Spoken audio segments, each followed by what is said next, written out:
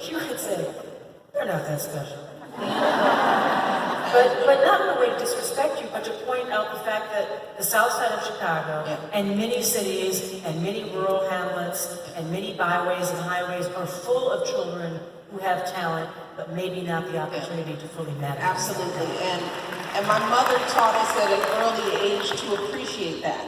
See, because when you grow up in a big family, a working class family, and a black family, you have all levels of success and failures. Not everybody's ship rises at the same time. You've got some people who struggle and some people who succeed. And so she helped us understand and respect everybody in our family and everybody in our neighborhood. And what she always reminded us was just that, you know, there are a lot of kids who don't make it, not because they don't have the drive or the capability, but sometimes when we live in a country of inequality, you know, a kid who isn't playing on an equal playing field, one minor mistake can throw them off.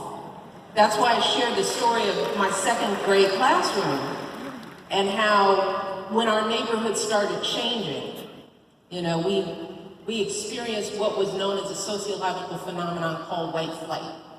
That as black families started looking to live a better life and to live in a better neighborhood and to go to better schools, we moved into neighborhoods that were more mixed. And you can see my kindergarten class, where it was a very diverse school. And all those kids in that kindergarten class, they were bright, they were well cared for, they had parents who cared for them. But what was going on in white homes is that people were whispering, "Get out while you can," because these black families are coming in. So white families, not even slowly, but quickly started selling their homes and leaving for the suburbs. Leaving many of our neighborhoods, housing values dropped, quality of schools dropped. And this phenomenon happened in communities and neighborhoods all over the city, all over the country. And I found myself in a second grade class that wasn't like my first grade, my kindergarten class. And it was clear to me that the teacher didn't believe we were worth teaching. I felt it as a second grader. And this is one thing I want people to know. It's like when we don't invest in young people, they know it. Young people know they're being underserved. And I knew it. I knew that my teacher thought we were bad kids, and she wasn't giving us homework. She wasn't teaching us anything. The class was just chaotic. And I would come home with my little feisty self just very upset with the whole thing. And I'd come home for lunch and sit down and just complain, you know, we didn't have math today. And how does she expect us, if we don't have math homework, to be ready for third grade? Yes, I was that kid. We are not getting enough homework. How are we going to keep up? My mother was quietly listening, not saying too much, doing that mother kind of, We're going back to school. You know, she wasn't going to feed our fears and our worries. But slowly she went up to school and she checked out the situation and realized that it was actually true. This teacher was not focused and had made assumptions about this group of kids, all who had been great students before, and the class was chaos. So I got tested and pulled out and skipped second grade to go to third grade.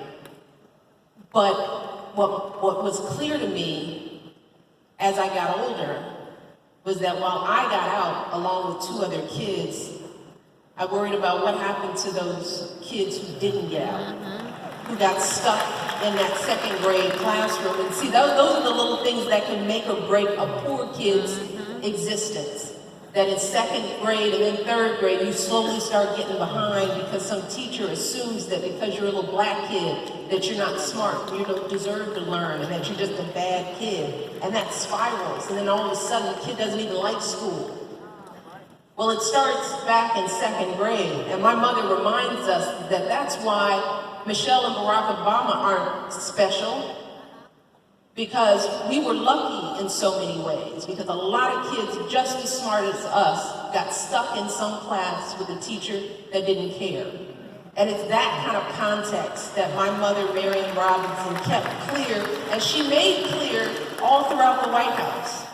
She was like, don't assume that they're just a handful of smart little brown kids. There are millions of us living a good life, raising our kids, working hard, staying out of trouble.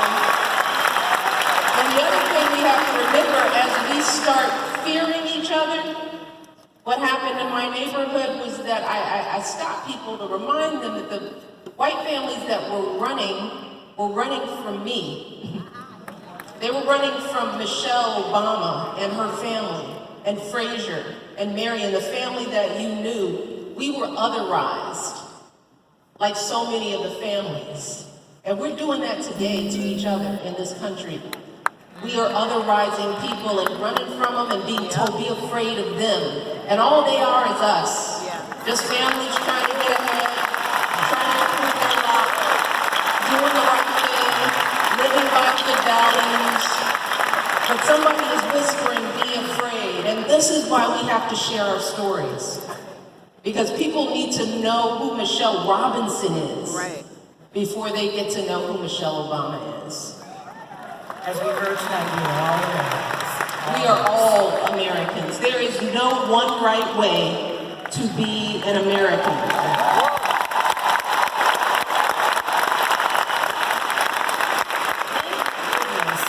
That they kept that flame in you lit. Because there's a moment you describe in the book where you're in high school, you are accomplished, you are a class treasurer, do I remember that right? I was senior class treasurer, yes. I was still that kid. You were on the honor roll, and you were just go see your guidance counselor. Your brother had gone to Princeton, and you thought, well, I'm gonna aspire to go to Princeton too. But that guidance counselor had other ideas. Didn't see in you what you saw in yourself. Yeah. And let's stop there. Say that again. Did not see in you what you saw in yourself. I want all young people to take that in. Because there will be people who will not see in you what you know you have inside of you. It happens to all of us, regardless of the color of our skin.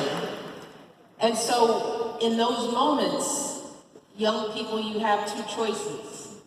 Do you listen to the naysayers? Or do you listen to your own voice, the truth about who you know yourself to be? And that was, in so many ways, that was the difference between my ultimate success and failure. Who was I going to believe? Because there will always be doubters. And there have always been doubters. I can't tell you what it feels like to spend 8 years in the White House with people constantly underestimating you, undervaluing you, overlooking the work that you do. It still happens. So what do? Do you run away and hide? Do you turn down your aspirations and your dreams? You know, well, there are kids who do.